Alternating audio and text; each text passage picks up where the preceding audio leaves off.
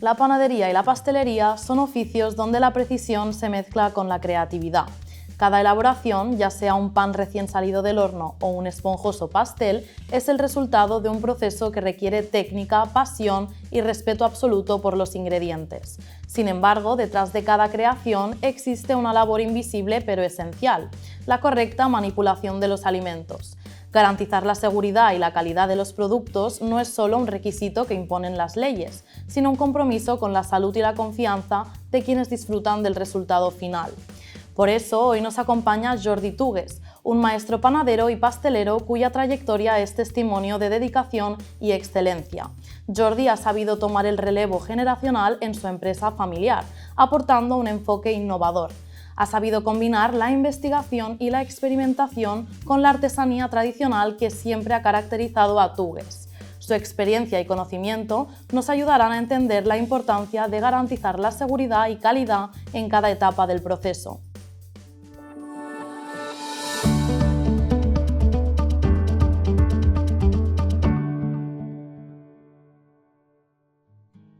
Gracias por estar aquí, Jordi, bienvenido. Gracias.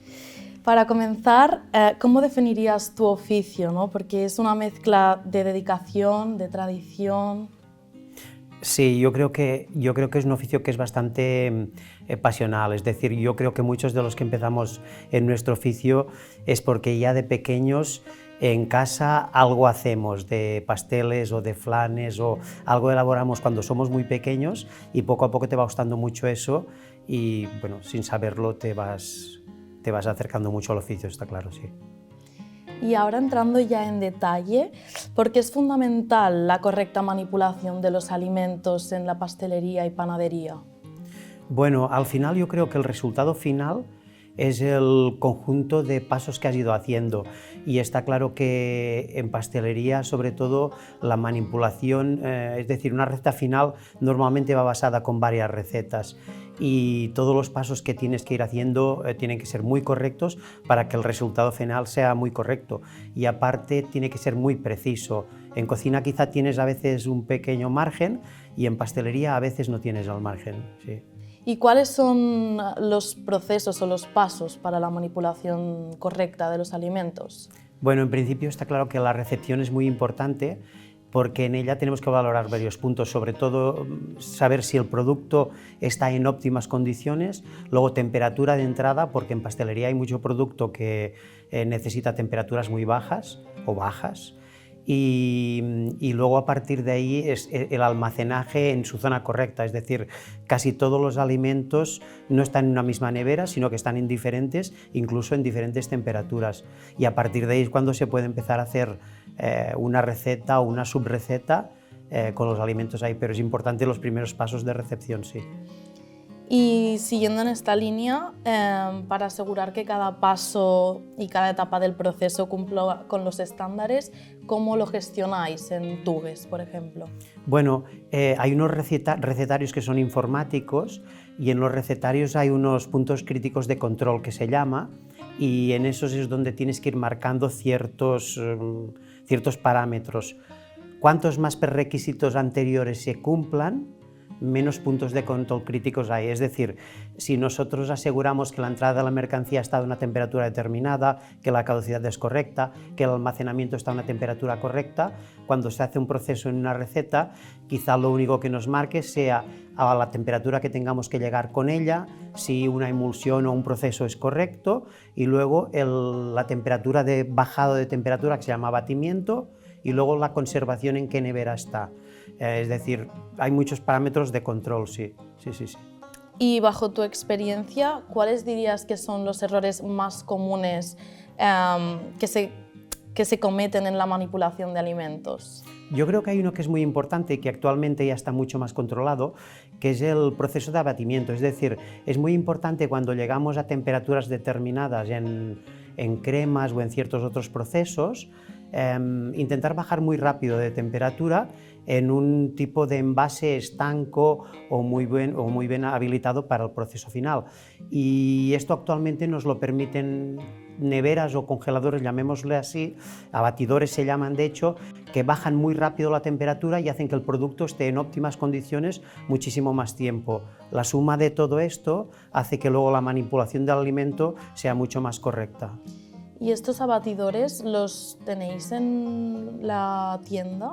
Están en los obradores y funcionan con sondas, por decirlo de alguna manera, que lo que hacen es que cuando tú entras un producto a una temperatura determinada, lo va a bajar lo más rápido posible a temperatura lo más baja posible, cerca de 2 grados, en el menor tiempo posible. Y luego esto lo que hace es que cambia muchísimo la vida del producto y el peligro, es decir, la reproducción que pueda haber bacteriana dentro del producto realmente es mucho más baja, porque has descendido muy rápido en el margen de temperaturas donde hay riesgo de contaminación. Hablando de buenas prácticas, ¿cómo se debe garantizar la higiene tanto en el proceso de preparación como en el almacenamiento? Bueno, de hecho, cuando se aplican recetas, el que va a intervenir en la receta saca un proceso informático y en el proceso informático le sale allí todos los puntos a tener en cuenta, con lo cual lo tiene muy fácil. Y estos puntos son los que luego va a validar cuando habrá acabado la receta, conforme los ha ido haciendo correctamente en el espacio-tiempo, ¿no? Y al final el resultado final es lo que le va a dar que esa receta esté bien hecha y luego sobre todo que tenga una caducidad determinada que viene dada por el proceso informático. Sí.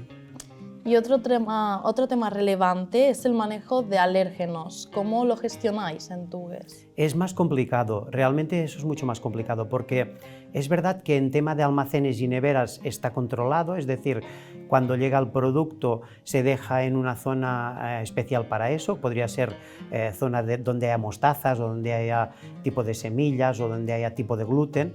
Eso es fácil de gestionar. El problema viene luego un poco y antes, es decir, viene antes cuando ha llegado porque muchas veces el proveedor que te trae el producto no puede separar, es decir, si alguien te trae algo con cacahuetes, por decirlo de alguna manera, él lo lleva todo junto en su camión. Tú lo separas luego y luego lo vas a manipular por separado, pero realmente a veces es un poco peligroso. Por eso muchas veces en ciertos productos donde no intervienen otros se pone contiene trazas de, porque siempre hay un poco de riesgo. Y a la hora de manipular los cocineros, ¿qué metodologías utilizan? Bueno, ¿en el aspecto de los alérgenos o en general? En los alérgenos. No, simplemente se trata de que cuando van a usar el producto ese, realmente en la receta estará marcado, marcará su alergen, se crea un punto de trazabilidad que hasta el producto final lo llevará y allí se marcará en etiqueta final el alergen que lleva. Pero es decir, por decirlo de alguna manera, cuando vamos al almacén lo tenemos todo separado y luego cuando lo manipulamos vamos siguiendo como una especie de ruta hasta el final la trazabilidad y allí al final saldrá lo que pueda llevar, si lleva trazas de algo o si lleva propiamente gluten o huevos o lácteos.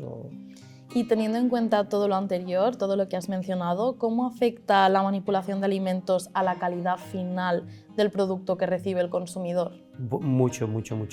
Sí, es decir, ya no por un tema simplemente de salud, porque al final el tema de salud en sí podría llegar a ser que el cliente no lo apreciara en el momento y que luego tuviera problemas, ¿vale? Entonces ahí sí que es verdad que está todo el proceso de control muy exacto, sobre todo de temperaturas, pero también es verdad de que el proceso a nivel gustativo, como al final es un conjunto de subrecetas, cambia muchísimo, está claro, sí. Y ahora, cambiando un poco el enfoque, es evidente que a lo largo de los años los gustos de los clientes cambian y evolucionan. ¿Y cómo conseguís adaptaros a esas tendencias cambiantes? Al final creo que es un mix un poco de todo, es decir, yo creo que los clientes quizá esperan algo, pero tampoco no tengo muy claro que el cliente lo esté demandando, sino que nosotros propiamente quizá ofertamos algo que el cliente va apreciando poco a poco. Es decir, una cosa muy básica, por ejemplo, es el contenido de azúcar en una nata, por decir un ejemplo muy básico. Hace muchísimos años, no sé, por decir algo, unos 40 años, la media de azúcar que se ponía en una nata acostumbraba a estar entre 200 y 250 gramos. Actualmente nosotros, por ejemplo, estamos poniendo 65 gramos. Entonces nadie lo ha exigido, ni lo ha dicho, ni lo ha pedido, pero sí que es verdad que notas que al final, cuando vas descendiendo de grados de azúcar, de cantidad de azúcar, vas notando muchísimo mejor todos los otros gustos. Entonces, bueno, tú vas un poco demandando eso porque propiamente lo quieres y lo ofertas al cliente. Y a nivel de qué productos, ¿cómo ha evolucionado los productos que el cliente pide? Es decir, ¿les suelen pedir más cañas de azúcar o les apetece más magdalenas? Sí, quizá hay un cambio, no sé decir si viene por parte de cliente o por parte nuestra, no lo sé, pero sí que es verdad que, por decir algo, hace 15 años o 20 años, en pastelería sobre todo se hacía muchísima mousse, que se llamaba, que eran como estructuras bastante aéreas, bastante ligeras, pero quizás a lo mejor eran grasas, no tenían por qué no tener grasa. Y actualmente quizás se está demandando algo con menos azúcar, quizá con un poco menos de grasa y por contra con texturas no tan aéreas, un poco más estables. Sí, ha cambiado un poco. Porque también a nivel, si os llega una persona vegetariana o vegana a la tienda, ¿cómo gestionáis ese tipo de alimentación? Sí, nosotros en nuestro caso en concreto nunca sacrificamos una elaboración para que sea vegana o para que sea sin huevos o sin lácteos, si va a ser de menos calidad. Lo que sí intentamos, si un producto con una calidad alta podemos hacer que sea vegano o que no tenga huevos o que no tenga leche, aprovechamos y lo hacemos, pero no sacrificamos una cosa por otra. Y entonces en la tienda es verdad que hay en cada zona o en cada sector de la pastelería ciertos productos que, por ejemplo, son sin gluten o son sin lácteos, pero porque lo hemos podido producir así, pero no porque hayamos sacrificado calidad para poder ofrecer algo. Sí. ¿Y habéis notado más demanda de productos sin gluten, vegetarianos? Sí, en el tema de pastelería, el tema de vegano sí que se nota, pero todavía quizá no mucho, y la verdad es que es muy complicada la pastelería vegana. Y por contra, en tema de sin gluten sí que hay bastante demanda, y sin lácteos, o sea, sin lactosa también. Y entonces es verdad que ahí lo que intentas un poco es sacar referencias que den un poco de posibilidad. Sí, sí, sí. Tú tomaste el relevo generacional en la empresa familiar y desde que estás al frente, ¿qué cambios has implementado y qué aspectos consideras que siguen siendo irrenunciables?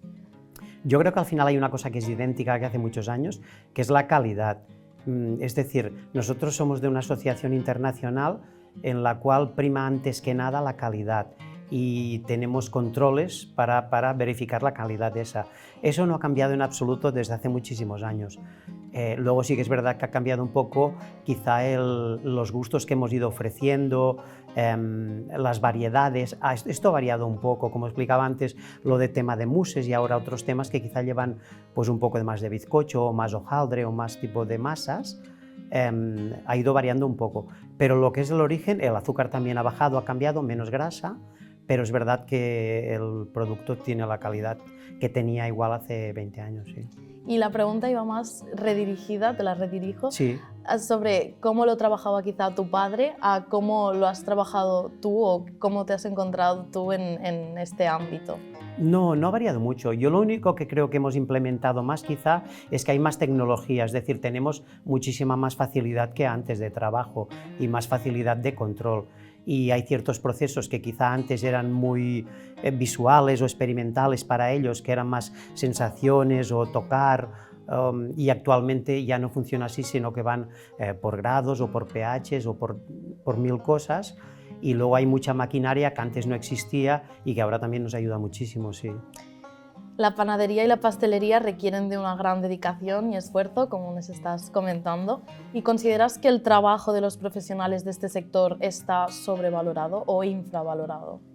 No, yo creo que a nivel incluso mediático es verdad que está muy en auge desde hace años, ahí no hay nada que decir. Y luego sí que es verdad que hay un tema laboral que quizá cuesta encontrar gente actualmente y quizá nos tenemos que orientar a dar un poquito más de calidad de vida en cuanto a los horarios, ya que en principio la pastelería indica mucho festivos y por tanto trabajar muchos festivos y tal, pues empieza a ser un poco complicado, entonces tienes que redirigir un poco para tener quizá plantillas más amplias, intentar dar fiestas a veces a unos, a veces a otros, es un poco esto, sí. Y antes nos comentabas que sois miembros de Relais Desserts, no sé si lo pronuncio bien, una agrupación internacional formada por los mejores profesionales de la pastelería mundial. ¿Cómo lograsteis formar parte de este colectivo y qué significa para vosotros estar en él? Bueno, es muy importante. Mi padre entró hace muchísimos años, no recuerdo el año sinceramente, y al cabo de los años hice yo la admisión y entré yo. Es muy importante porque de hecho lo que se hace un poco allá es como la avanzadilla de lo que puede venir o de lo que puede pasar, y es lo que intentamos un poco ver, plasmar e intentar avanzarnos. Y ya no es un tema solo de modas que no, sino incluso un tema de funcionamiento, de tecnologías, de procesos, es un poco todo eso. Y cada seminario que hay, que son 2 veces al año, tú cuando vuelves con ideas de recetas, está claro, porque has probado cosas que te han gustado, y luego también de procesos, de funcionamientos, de cambios de maneras de hacer las cosas. Muy interesante. Y diseñar nuevas elaboraciones requiere de un equilibrio entre técnica e inspiración, como les estás comentando. ¿En qué os inspiráis a la hora de vuestras creaciones? Mira, la inspiración yo creo que viene un poco por muchas bandas, puede venir por viajes, que es muy habitual, es decir, cuando vas a viajes de repente encuentras y pruebas cosas que son totalmente diferentes, inesperadas, que te gustan mucho. Luego está claro de que en nuestro caso, por ejemplo, quizá porque tenemos una parte de cocina importante, nos marca mucho la temporada también, y entonces el tener que jugar con productos de temporada también te ayuda a hacer creaciones nuevas. Y luego es verdad de que hay un punto que es el punto de, diríamos, de I+D, de hacer pruebas y pruebas y pruebas, porque no siempre lo que tienes en la cabeza al final acaba plasmándose en algo, y al revés, es decir, a veces sin esperar nada, de repente sacas algo que puede tener muy buen resultado. Por ejemplo, haciendo los roscones de Reyes, ¿cómo lo reciben los clientes? ¿Les gusta la innovación o prefieren la tradición? Mira, en eso, por ejemplo, es verdad de que nosotros, concretamente en Tortell de Reyes, no innovamos prácticamente. Si nos pusiéramos un poco antes, un mes antes, es verdad de que en tema de Navidad, cada año vas implementando cosas nuevas y vas sacando alguna. Es decir, normalmente, por decir algo, en turrones se sacarían 2 clases y el año siguiente haces 2 clases nuevas. Y cuando haces las clases nuevas intentas hacerlas un poco más divertidas y luego ves el resultado que ha tenido. Y a veces te llevas sorpresas porque crees que algo igual no funcionará bien y funciona muy bien, y a veces otras que crees que vas a ir a tiro seguro no funcionan bien. Esto es un poco suerte. En el tema de los roscones, por contra, es verdad de que lo que intentamos es tener que el producto sea de una calidad brutal e intentar encontrar el punto exacto entre blando, fresco, suave, aunque parezca mentira que no sea muy empalagoso, sí. En los últimos años la profesión ha vivido una transformación por las nuevas tecnologías y industrial también, tanto en las técnicas como en las demandas del mercado. ¿Cómo has percibido esa evolución y hacia dónde crees que va? Yo creo que al final, yo creo que el producto en sí no va a variar mucho, creo, porque al final es como que cada casa o al final cada pastelería es muy reconocible, es decir, seguramente si me pones alguna pastelería de Barcelona y me enseñas algo, automáticamente te diré de quién es, porque la persona que está delante acostumbra a tener una forma, un camino, un perfil que lo ves muy claro. Entonces es verdad que todos funcionamos un poco diferente, dentro de una unificación un poco, ¿no? Pero todos funcionamos un poco diferente, y al final es verdad que la tecnología nos ayuda, pero los procesos o lo que estamos vendiendo tampoco va a variar muchísimo, creo yo. Sí que es verdad que antes has comentado una cosa que es muy importante, que está claro que cada vez hay más alergias o más intolerancias, y eso es un punto muy importante a tener en cuenta.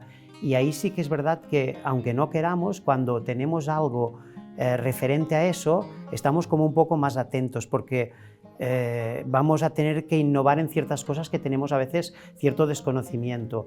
Y ahí sí que es verdad que, por ejemplo, cuando hacemos los seminarios internacionales, hay muchas veces que tratamos temas en exclusiva de eso para poder ir avanzando un poco en cada campo, sí.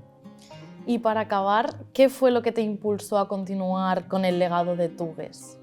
Bueno, al final yo creo que es un camino, porque cuando empiezas, como decía, lo que te gusta es en casa de la abuela hacer cosas que ni tan siquiera llegas al horno y la abuela lo tiene que poner en el horno, y yo creo que al final es como un proceso. Luego vas viendo a tu padre que hace cosas y te gusta mucho lo que ves.